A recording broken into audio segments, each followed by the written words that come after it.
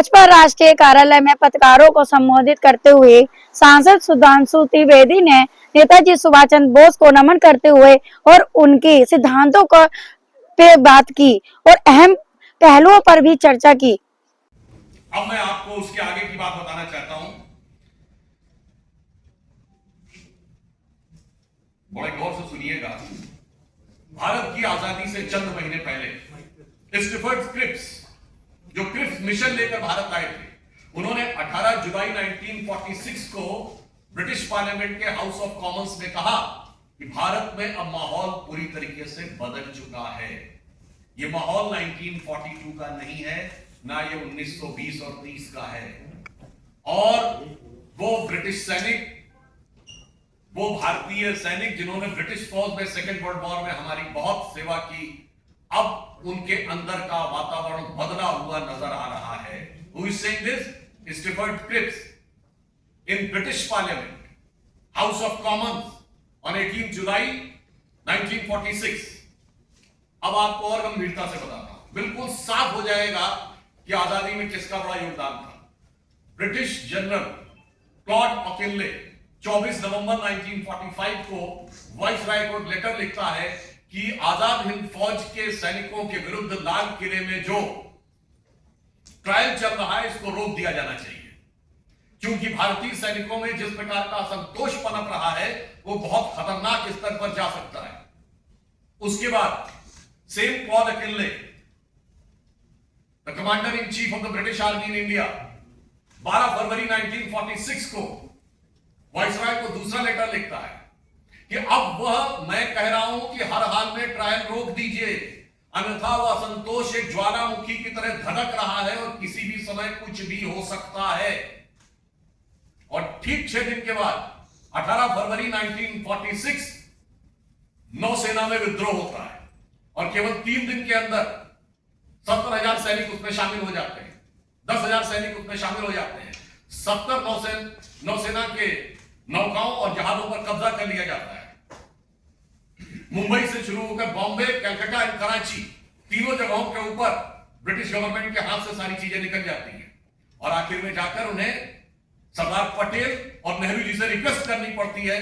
तब जाके 28 फरवरी 1946 को वो सैनिक वापस आते हैं और मार्च 46 में कैबिनेट मिशन माना जाता है।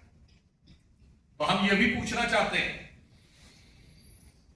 कि किस कारण से आजादी की वो स्थिति बनी कि ब्रिटिश पार्लियामेंट ने तो 30 जून 48 डिसाइड किया था भारत की आजादी, इसीलिए माउंटबेटन 30 जून 48 तक भारत में रहे। ये 15 अगस्त 47 को तो छोड़ के चले गए। इसका उत्तर क्लॉड ऑकिनले के करेस्पॉन्डेंसेस में, स्टीफर्ड क्रिप्स के जवाब में और क्लेमेंट एटली के जवाब में है कि नेताजी सुभाष चंद्र बोस की आईएनए की वजह से भारतीय सैनिकों पर भरोसा करना अब उनके लिए संभव नहीं था। और अब इसमें देखिए हमारे मित्र कांग्रेस के लोग कूद कर बोलेंगे कि नहीं साहब, भूला भाई देसाई, आसफ अली, तेग बहादुर सप्रू, कैलाश नाथ काटजू और पंडित जवाहरलाल नेहरू ने तो जाकर कोर्ट में केस लड़ा था।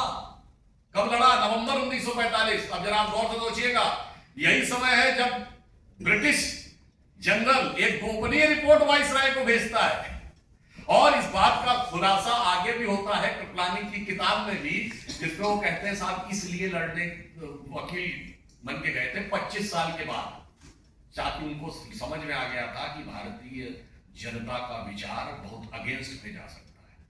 मगर उनकी असलियत क्या थी, यह बात एक कम्युनिस्ट राइटर सुमित सरकार ने लिखा है आसफ अली को कोट करते हुए। उन्होंने कहा हम लड़ तो रहे हैं नेहरू और हम, मगर आश्वस्त रहिए, हम इन सैनिकों को न सैनिक का भत्ता, न सैनिक का सम्मान, न सैनिक की पेंशन और न सैनिक के रूप में बहाल करेंगे। और यही हुआ।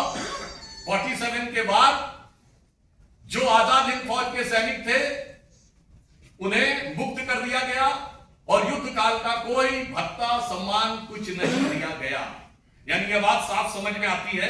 और फिर मैं कोट करना चाहूंगा जिन लोगों को, महात्मा गांधी ने जेल से बाहर निकलने के बाद 29 जून 1944 को कहा पुणे में कि मैं बाहर आया हूं तो मेरे स्वास्थ्य कारणों से मुझे छोड़ा गया है। उन्होंने साफ साफ ये कहा कि इस रिहाई के पीछे मेरी ताकत नहीं है, बल्कि आप लोगों की वजह से हुई है। और वर्तमान समय में हम कोई आंदोलन शुरू नहीं कर सकते। 29 जून 1944 पुणे में गांधी जी बोल रहे हैं, मगर कितनी महान क्रांति हुई, अगस्त क्रांति 1942, जिसके के बारे में ये लोग बहुत कहते हैं कि साहब इसकी वजह से वो क्रांति ऐसी थी